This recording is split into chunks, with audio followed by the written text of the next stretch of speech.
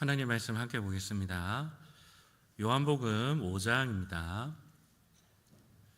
요한복음 5장 1절에서 9절까지 말씀입니다.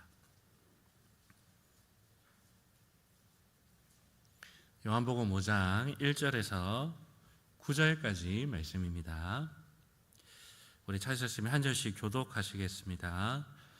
그 후에 유대인의 명절이 되어 예수께서 예루살렘에 올라가시니라.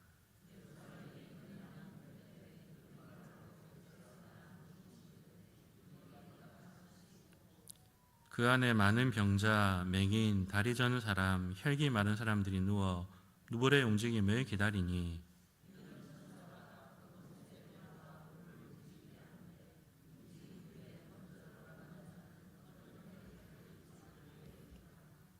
거기 38해 된 병자가 있더라.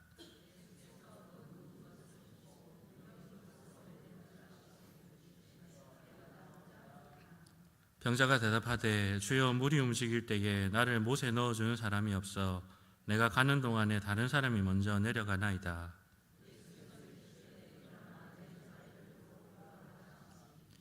그 사람이 곧 나아서 자리를 들고 걸어가니라. 이날은 안식일이니. 아멘. 오늘 본문은 이 베데스다라는 연못에서 일어난 사건을 다루고 있습니다. 이 베데스다라는 이름의 뜻은 은혜의 집, 긍휼의 집이라는 뜻을 가지고 있습니다. 그러나 실상 이곳에서 일어나고 있는 일들은 이 이름과 전혀 어울리지 않는 일들이 일어나고 있죠. 병든 자들이 먼저 자기 병을 낫게 하기 위해서 살벌한 경쟁이 벌어지는 곳이 바로 이곳이었습니다. 은혜와 긍휼을 경험하기보다는 실망과 좌절을 경험해야 하는 곳이 이곳이었죠. 그러나 예수님께서는 이 베데스다, 은혜의 집, 긍휼의 집이라는 이름 그대로 은혜와 긍휼을 경험하게 하십니다. 바로 예수님이야말로 참 베데스다가 되심을 보여주시는 것이죠. 오늘 본문을 통해서 예수님께서 베푸시는 그 은혜와 긍휼이 무엇인지를 오늘 함께 살펴보기로 원합니다. 예수님께서는 명절이 되어서 제자들과 함께 예루살렘 성전으로 올라가셨습니다. 성전으로 들어가는 여러 문들 중에 이 양문이라는 문으로 들어가시면서 거기에서 벌어지고 있는 일들을 예수님께서는 보셨습니다. 성전의 양문 곁에는 베데스다라는 연못이 있었습니다. 이 연못은 빗물을 저장하는 저장소, 저수지 같은 것이었죠. 예루살렘도 산 위에 있는 동네이고 성전은 그보다 더 높은 곳에 위치해 있었습니다. 이 지대가 낮은 곳이야 물이 많은 저 요단강에서 물을 끌어오면 되지만은 산동네는 그럴 수가 없어서 늘 물이 부족했습니다. 그래서 이스라엘의 여러 산동네들에는 이 빗물을 보관할 수 있는 연못, 이 저수지가 많이 있었지요. 예루살렘 성전에 있는 이 베데스다 연못도 바로 이 빗물을 저장하는 장소였습니다.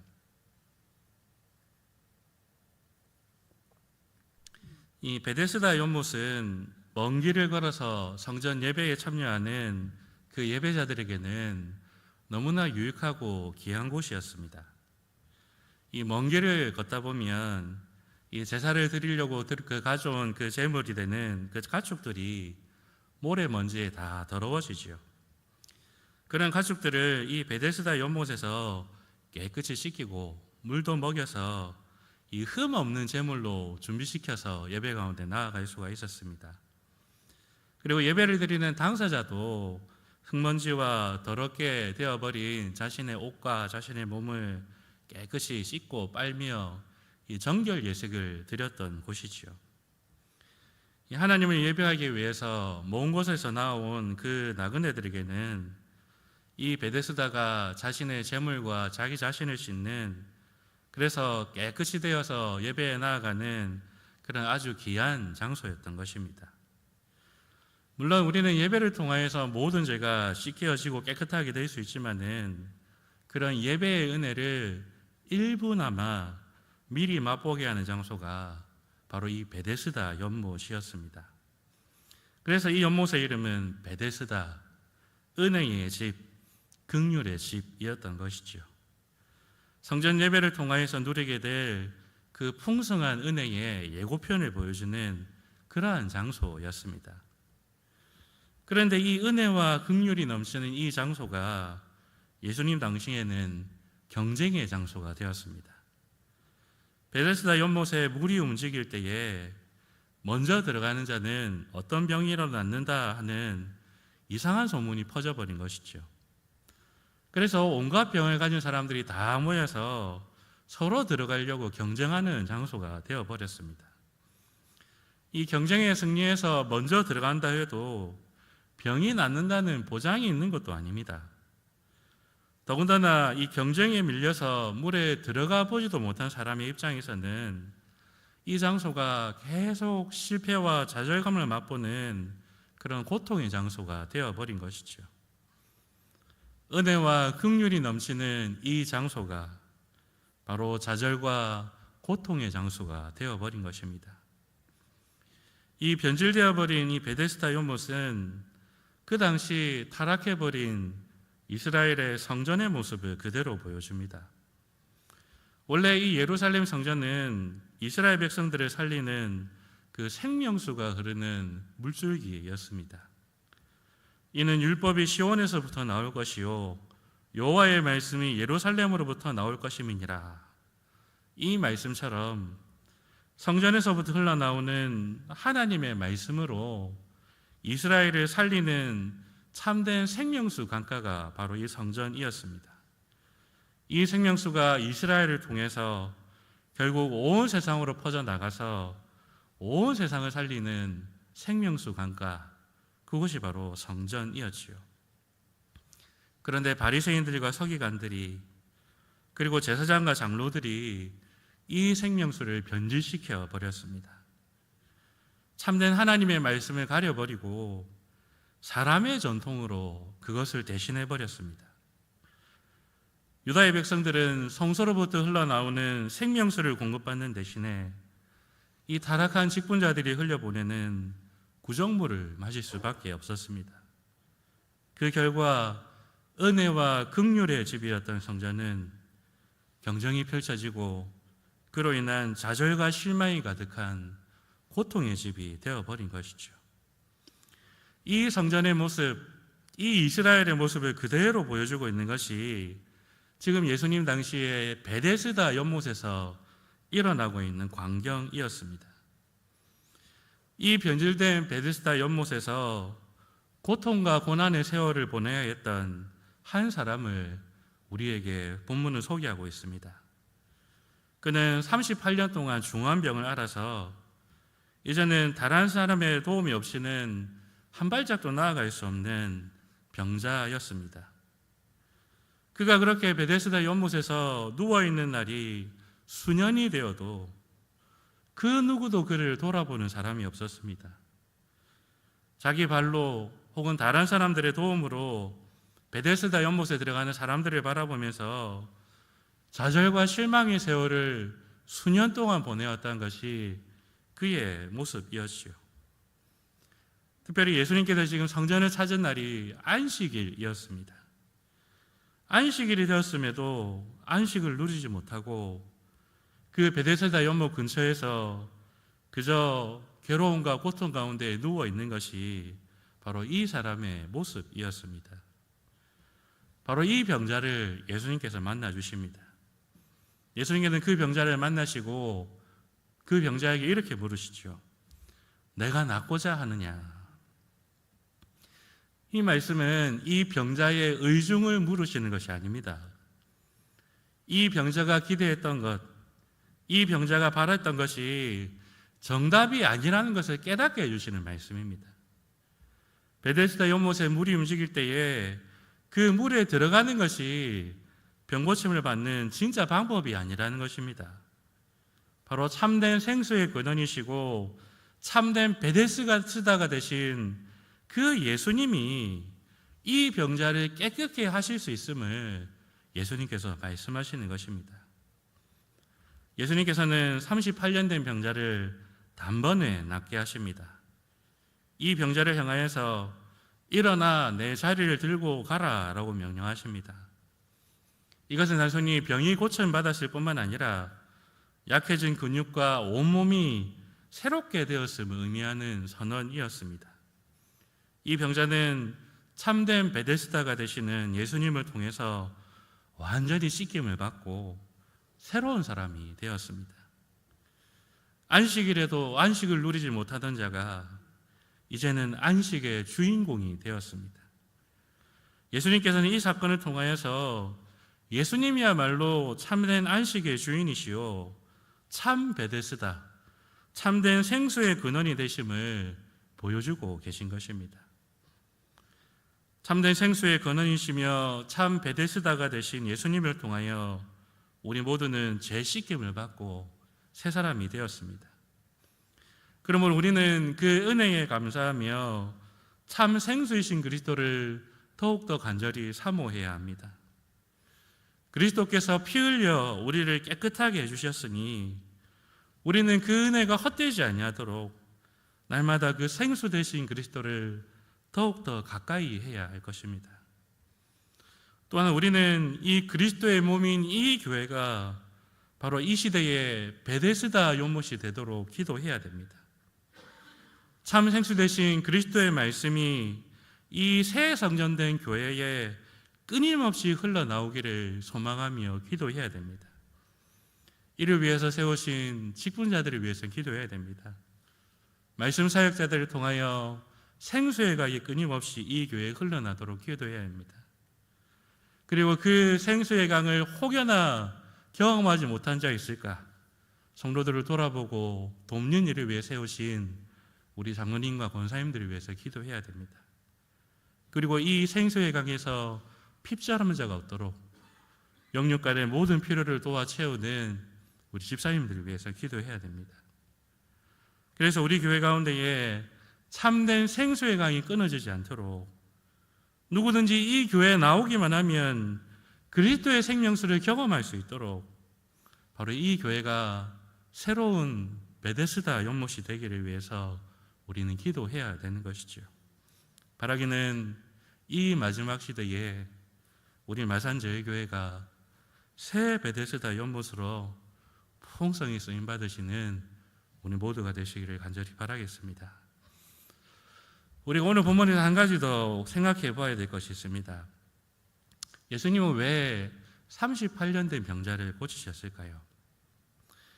이 당시 베데스다 연못에는 자신의 병을 고치기 위해서 수많은 병자들이 모여들었습니다.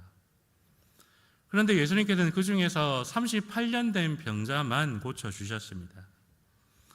여러분, 예수님께서 왜 그렇게 하셨을까요? 우연히 그냥 예수님의 눈에 띄어서 그냥 그렇게 특별히 은혜를 받은 것일까요? 예수님의 능력이라면 이 베데스다 연못에 모여있는 모든 사람들을 다 고치실 수 있었을 것입니다. 그런데 예수님은 이 38년 된 병자만 고쳐주셨습니다. 이것은 이 병자를 통하여서 예수님께서 뭔가 보여주시기 원하는 의도가 있음을 알 수가 있습니다. 만약에 이 병자가 병이 오래되었음을 강조하는 것이라면 거의 40년 동안 병들어 있었다라고 표현할 수 있었을 것입니다. 그런데 성령 하나님께서는 정확하게 38년 된 병자라고 기록하게 하십니다. 이 38년이라는 이 숫자는 사실 구약의 한 장면을 떠올리게 하는 숫자입니다. 우리 구약 성경을 한번 찾아보겠습니다. 신명기 2장 14절과 15절입니다. 구약 성경 신명기 2장 14절과 15절입니다.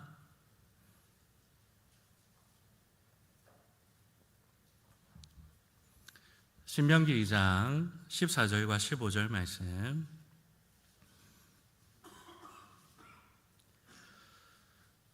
우리 찾으셨으면 다 같이 읽겠습니다.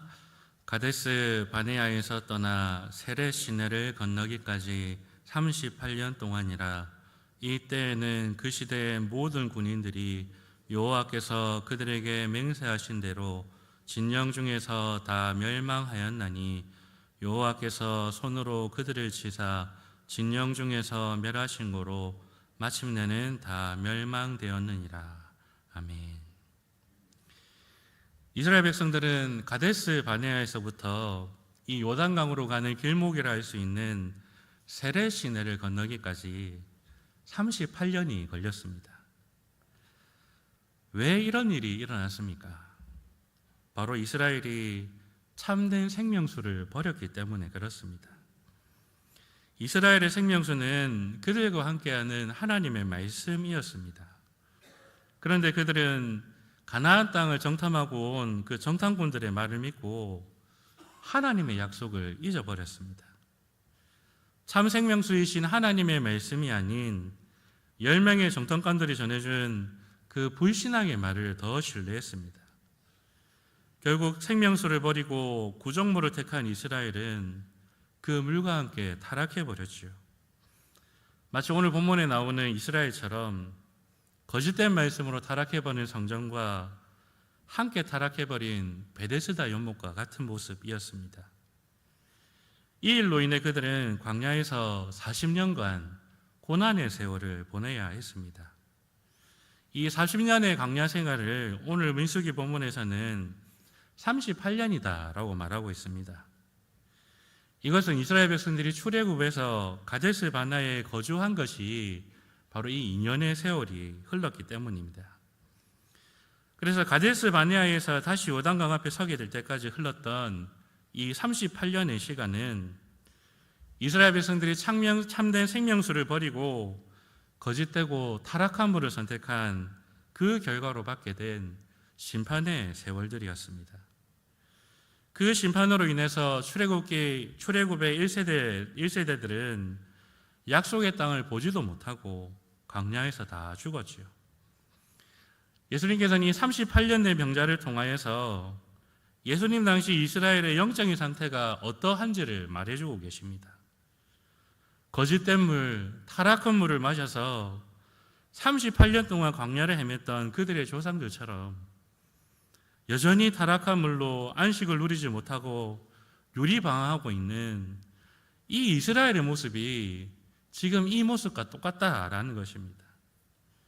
그것이 바로 이 38년 된 병자의 모습을 통해 예수님께서 보여주시고자 하시는 현재의 모습이었습니다. 광야의 이스라엘 백성들은 38년이 지난 이후 다시 선택의 기로에 서게 됩니다. 참 생명수이신 하나님의 말씀을 따라 이 요단강을 건너 약속의 땅으로 들어갈 것인가, 아니면 다시 광야로 물러날 것인가, 이것을 선택해야 했습니다. 이것은 예수님 당시 이스라엘도 마찬가지였습니다. 참 생명수이신 예수님을 영접하고 그 예수님의 생명 안으로 뛰어 들어갈 것인가, 아니면 다시 썩은 물을 마시며 안식일에도 안식을 누리지 못하는 비참한 삶을 살 것인가. 예수님께서는 결단을 촉구하고 계신 것입니다. 예수님께서는 이 38년 된 병자를 통해 이스라엘에게 결단을 요구하십니다. 그리고 이것은 오늘날 저와 여러분에게 하시는 동일한 결단의 말씀입니다. 우리는 다시 한번 결단해야 됩니다. 여러분, 우리는 어떤 물을 마시고 있습니까? 그리고 앞으로 어떤 물을 마실 것입니까? 참된 생수의 근원이시며 참된 베데스다 되신 예수 그리스도를 마실 것입니까? 아니면 우리의 취향을 맞춰주고 우리의 길을 긁어주는 그런 구조물과 같은 것을 마실 것입니까? 우리는 어떤 물을 마시며 어떤 물을 흘려보낼 것인가를 다시 한번 예수님 앞에서 결단해야 합니다. 바라기는 참된 생수이신 예수 그리스도의 말씀을 마시며 참 베데스다이신 그 예수 그리스도께 뛰어드는 저와 여러분이 되시기를 바랍니다.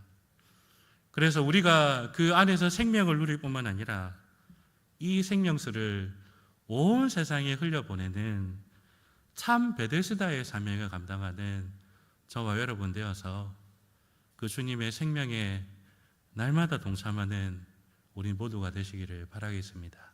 우리 다시 기도합시다. 아버지 하나님, 참 베데스다이신 예수님을 통하여서 우리를 깨끗하게 해주시고 그 그리스도의 생명을 날마다 누리는 자 되게 하시니 감사합니다. 우리는 그 은혜를 얼마나 귀하게 여겨 날마다 그 생수를 갈급해하며 살아가고 있습니까? 혹여나 그 생수가 아닌 다른 것들을 우리의 취향에 맞춰 우리의 길을 긁어주는 것들을 찾아서 그렇게 쫓아다니고 있지는 않습니까? 다시 한번 그리스도의 생명수로 우리를 깨끗하게 하시고 그 생명으로 가득 채워 주시옵소서.